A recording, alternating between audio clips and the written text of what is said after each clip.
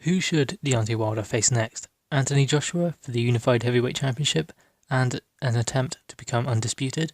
Or should he face his rematch with Tyson Fury next spring and settle that score once and for all? Well, firstly, I think that now Deontay Wilder kind of holds all of the cards. He has two options, whereas most of the others, they really don't. Tyson Fury, yeah, he doesn't have the option to fight Anthony Joshua really, because Anthony Joshua said he's not interested unless he had a belt.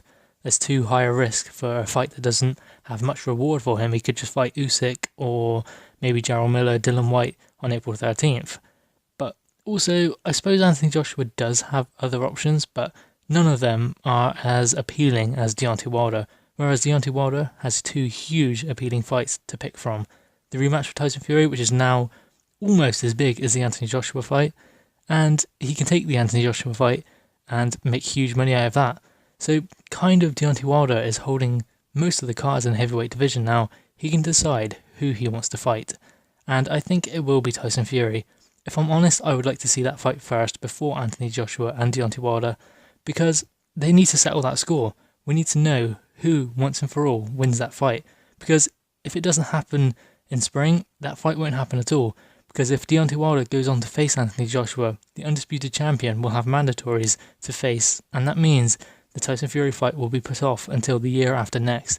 And we don't want that. We need to see who is number one. So if them two face off in spring, and then maybe fight Anthony Joshua at the end of next year, that seems to fit the schedule perfectly.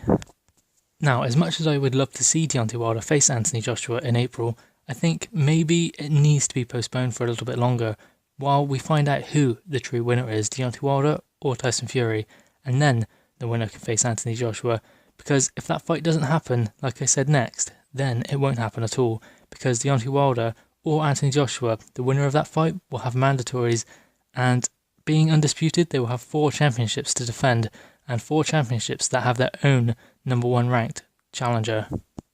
Plus, it leaves Tyson Fury in the dark slightly if they were to make that fight, Anthony Joshua and Deontay Wilder, because who can he face then? He has to keep taking over for another, 18 months before he gets his shot again, which is a shame. I mean, he's earned his way to have a shot at the world title now.